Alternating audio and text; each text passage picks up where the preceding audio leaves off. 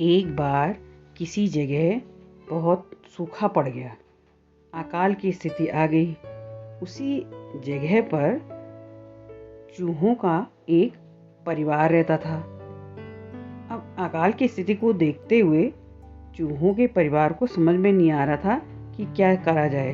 घर के बाहर भी खाने को कुछ नहीं था और घर के अंदर भी जितना कुछ खाने को था वो सब खत्म हो चुका था। अब चूहों को समझ में नहीं आ रहा था कि क्या किया जाए। चूहों ने इस स्थिति से निपटने के लिए बहुत ज़्यादा विचार विमर्श किया। आपस में काफ़ी बातचीत करने के बाद उन्होंने सोचा कि हमें यहाँ से बाहर निकलकर कुछ करना चाहिए और भोजन की खोज में बाहर जाना चाहिए। सारे चूहों का परिवार भोजन की खोज में बाहर निकल गया। बहुत दूर तक जाने के बाद उन लोगों को एक जगह कद्दूओं का ढेर दिखाई दिया, पीले कद्दूओं का ढेर। अब कद्दू तो चूहों का मनपसंद व्यंजन है। उन्होंने जब बहुत ढेर सारे कद्दू देखे, यहाँ भी कद्दू वहाँ भी कद्दू, पूरे सब जगह पर कद्दू ही कद्दू। तो इतने सारे कद्दूओं को देखकर उन्होंने सोचा कि इन कद्दूओं को अपने बिलों की तरफ कैसे ले जाया जाए।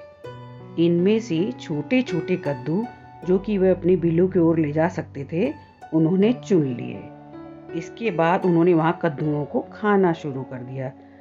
खाते खाते सब चूहों का जब पेट भर गया तो उन लोगों ने अपने परिवार को भी सबसे कहा कि आप पेट भर लो अपना। जब पेट सबका भर गया तो उन्होंने अपने अपने जो कद्दू चुने हुए थे उनको अपने बिलों की तरफ ले जाना शुरू किया।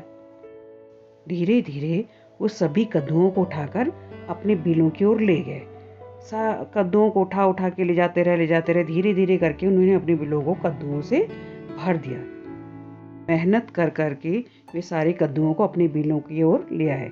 इस तरीके से उनके 2-3 महीने के खाने का इंतजाम हो गया। चूहों को पता था कि 2-3 महीने बाद तो बारिश हो जाएगी और फिर से सब सामान्य हो जाएगा, इसलिए उन्होंने उस कद्दूओं से खूब पार्टी करी और 2-3 महीने तक वह उससे कद्दूओं से पार्टी करते रहे, जिसके बाद मौसम सामान्य हुआ और फिर से चूहों को अपना खाना मिलने लग गया। बच्चों, इससे हमें यह सबक मिलता है कि मेहनत और दूरदर्शिता से किसी भी समस्या का समाधान किया जा सकता है, जैसे कि चूहों ने अपनी समस्या का समाधान किया।